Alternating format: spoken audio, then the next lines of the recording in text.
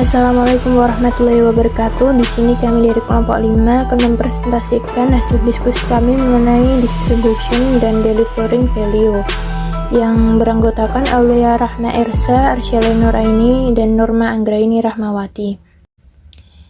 Distribusi adalah kegiatan pemasaran yang berusaha memperlancar dan mempermudah penyampaian barang dari produsen ke konsumen, sehingga penggunaannya sesuai dengan yang diperlukan jenis, jumlah, harga, dan tempat saat dibutuhkan. Proses distribusi merupakan aktivitas pemasaran yang mampu menciptakan nilai tambah produk melalui fungsi-fungsi pemasaran yang dapat merealisasikan kegunaan bentuk, tempat, waktu, dan kepemilikan, serta memperlancar arus saluran pemasaran secara fisik dan non-fisik. Strategi distribution. Untuk mendapatkan keuntungan yang maksimal, dibutuhkan strategi distribusi yang tepat untuk menyalurkan barang ke konsumen. Ontoro 2010 menyebutkan bahwa ada beberapa metode distribusi, yaitu strategi distribusi insentif, strategi distribusi selektif, dan strategi distribusi eksklusif. Yang pertama yakni strategi distribusi intensif. Strategi yang digunakan untuk mendapatkan produk dagangannya pada banyak retailer atau pengecer serta distributor di berbagai tempat. Teknik ini sangat cocok digunakan untuk produk kebutuhan sehari-hari seperti sembako, rokok, sabun, dan lain sebagainya. Yang kedua yakni strategi distribusi selektif. Metode distribusi yang digunakan untuk menyalurkan barang atau jasa ke daerah pemasaran tertentu dengan memilih beberapa distributor atau retailer saja pada suatu daerah. Yang ketiga yakni strategi distribusi eksklusif, memberikan hak distribusi suatu produk pada satu atau dua distributor atau retailer saja pada suatu daerah. Barang yang ditawarkan oleh jenis distribusi eksklusif adalah barang yang kualitas dan harga tinggi, contoh showroom mobil, factory outlet, dan lain sebagainya. Saluran distribution. Definisi saluran distribution menurut para ahli seperti yang tercantum dalam Sunyoto tahun 2012, yaitu yang pertama, menurut Michel J. Etzel, saluran distribusi terdiri dari rangkaian lembaga yang melakukan semua kegiatan yang digunakan untuk menyalurkan produk dan status pemiliknya dari produsen ke konsumen akhir atau pemakai.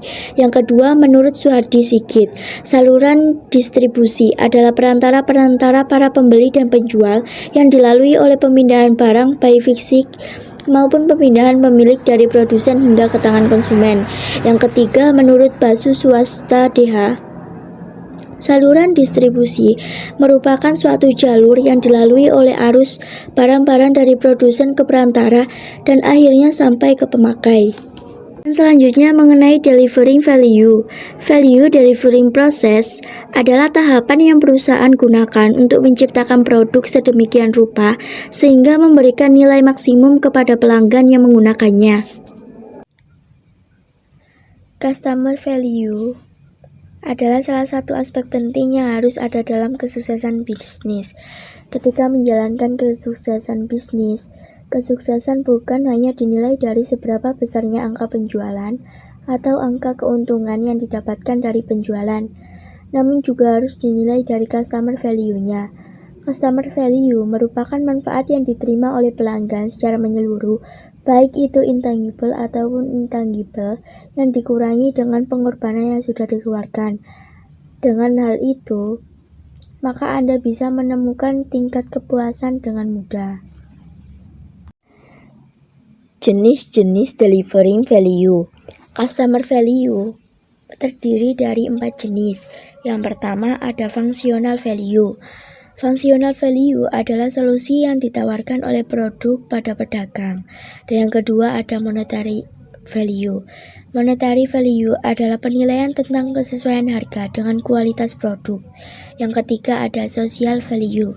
Social value merupakan tentang bagaimana suatu produk mampu membuat pelanggannya merasa lebih spesial dan merasa mampu membantu sesama. Yang keempat ada psychology value. Psychology value adalah tentang bagaimana produk kalian bisa membuat para pelanggan merasa lebih baik dari sebelumnya. Faktor-faktor yang mempengaruhi delivering value. Customer value pada suatu produk atau jasa sangat dipengaruhi oleh berbagai faktor, baik dari posisi target konsumen maupun sisi kalian sebagai selaku usaha. Yang pertama ada fungsi produk atau layanan, yang kedua ada unique selling point, yang ketiga ada harga, yang keempat ada kualitas, dan yang kelima ada sumber daya produk, yang keenam ada branding dan pemasaran. Pada beberapa poin di atas, terdapat 3 faktor yang sepenuhnya berasal langsung dari target konsumen kalian. Itu artinya ketiga faktor tersebut tidak bisa kalian kontrol, seperti preferensi target konsumen dan pengalaman mereka dalam menggunakan produk Anda. Oleh karena itu, dalam menembus industri yang di dalamnya terjadi persaingan yang ketat, tidaklah mudah untuk dilakukan. Pada umumnya, para konsumen juga sudah mempunyai preferensi brandnya sendiri. Oleh karena itu, dibutuhkan strategi yang mampu dalam menenangkan hati konsumen Anda. Salah satu caranya adalah dengan melakukan segmentasi pasar.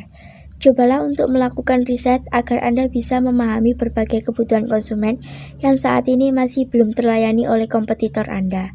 Dari hasil riset tersebut, maka selanjutnya akan tercipta value yang belum pernah didapatkan oleh suatu golongan konsumen tertentu. Dan dapat kami simpulkan bahwa membuat konsumen puas dengan produk tersebut juga tidak kalah penting. Maka dari itu, kalian perlu memahami customer value. Dan jika kalian menjalankan bisnis dengan lebih baik saat menerapkan konsep customer value, maka dari itu Anda dapat memulai menentukan harga yang sesuai dengan manfaat produk atau layanan hingga memenangkan persaingan dengan kompetitor. Sekian presentasi dari kelompok kami. Apabila ada yang kurang jelas, bisa ditanyakan, dan mohon maaf apabila ada kekurangan.